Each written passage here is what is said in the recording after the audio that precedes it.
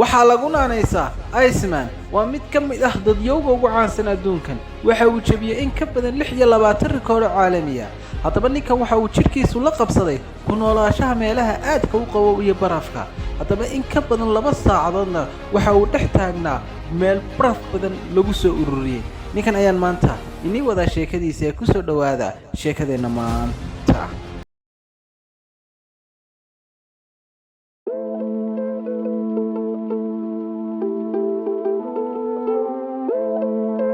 There was to be with her forever.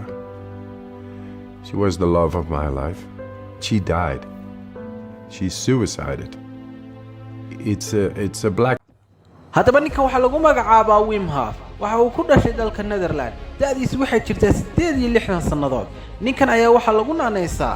Iceman haddaba ninkan waxa uu ku noolaa nolol aad u qurux badan waxa uu lahaa family waxa uu lahaa caruur sidoo kale waxa uu ku noolaa nolol aad u degan oo qurux badan haddaba nolosha uu ku noolaa kumuusii nagaade waxa ay noloshaasi burburtay sanadu markay ahayd 1995 markii xaaskiisii aadka u jeclaa ay isdaldashay stress nolosha kaga soo wajahay darteed haddaba ninka waxa soo wajahday oo culays badan iyo stress iyo depression ku sababay dhimashada xaaskiisa iyo koritaanka caruurtiisa ninkan ayaa noloshii aad ugu soo ciriiri noqotay waxa uu dareemay culays aan hore u dareemin haddaba ninkan ayaa waxa uu isiri noloshan ciriiriga intaad ku jiri lahayd miyaad duurka iyo meelaha naturalka ee dhulka dabiiciga miyaad ku noolaatay haddaba ninkan ayaa waxa uu banbaxay goobaha barafku ka da'ayo goobaha uu dhaxamaha badan ka jiraan ninkan ayaa waxa uu ogaaday in jirkiisu wax isbedel ahna uuna kuba dhacayn temperature jirkiisuna uuna kacayn ninkan ayaa waxa uu barafka iyo goobaha uu tagayo ku tagaya isagoo kabacad micnaa aan huna haysan kabanaan xidhnayn kaliya ta shortigaas oo kaliya ta xidhan ay goobaha barafka ah tagaya runtii halkiisaasuu ku dareemaya without stress without depression iyo without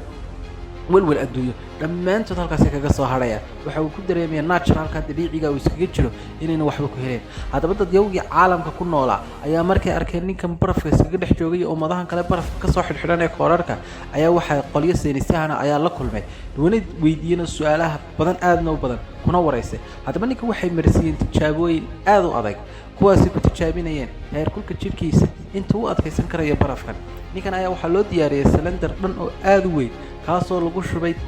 intaasoo tan oo baraf ah ayaa waxaa la dhex istaajiyay barafkii haddaba in ka badan 2 saacadood ayuu barafka dhex taagnaa isagoon dareemin wax qabow ah runtii aad ayay uga yaabeen World Record Genius-kana waa lagu daray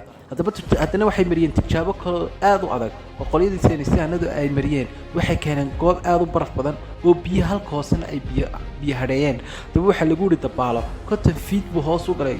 badda waa halkaas uu ku dabaashay isagoon waxna ku noqon waxna ka noqon inkastoo uu ku dhiman gaaray oo madowgii iyo dhibaato badan baan dareemay laakiin haddana wuxuu ka soo dhex baxay barafkii ninkan ayaa waxa loo diiwaan geliyay nin aad uuna barafku karin jirkiisa temperature jirkiisana aan kor u qaadeen ninkan ayaa mar walba waxa uu kula taliya dhalinyarta iyo dadka kaagdhow inay ku meedhaan subaxii biyaha qabow kuwaasoo stresskana hoos u dhigaya maskaxda caafimaad ahaan u fiican jirkaagana relax ka dhigaya haddaba ninkan ayaa adduunka dhan ka noqday caan waxa uu la kulmay actor badan oo Bollywoodka ka mid ah waxa uu la kulmay dad badan oo YouTubers oo vloggers iyo dad badan oo bulshada ay ku dhex nool yahay aad uga caana ninkan ayaa markii dambe waxa uu isku bedelay dhiirigeliye kaasoo dadka ku dhiirigelinayo inay xilliyada qabowga ah ay meedhaan soo kale inuu deep breath wax loo yaqaano neef ay halkoosa ka qaataan waxa uu isagu dadka barayo kale micnaha si stresska iyo waxyaabahaas ay uga yaraadaan ninkan ayaa wuxuu imika isku bedelay dhiirigeliye kaasoo dad badan noloshooda badbaadiyay safe gareeyay ilaahay ka soo koob oo depressionkii stresskii hayay kala soo saaray subaxiina waxaan ognahay haddii qofku shaawarka biyaha qabow ku meedho inuu maskaxaan caafimaad dareemayo jirkiisuna kala baxay stresskii hayay iyo depressionkii wixii dhanna ay aad iyo aad uga yaraanayaan soo kale waxaa la sheegaya biyaha qabow ee subaxii hore lagu meedhanaya in ay caafimaad ahaan aad u fiican yihiin cudurro badan oo kugu soo wajahna ayba ka difaaciyaan ninkan ayaa markii dambe dad badan sidii u dhiirigelin tababaro u siinayay waxyaabo badan iskugu dardarayay markii dambe dad badan noloshoodii badbaadiyay isagiina horumar fiican nolol fiican ka sameeyay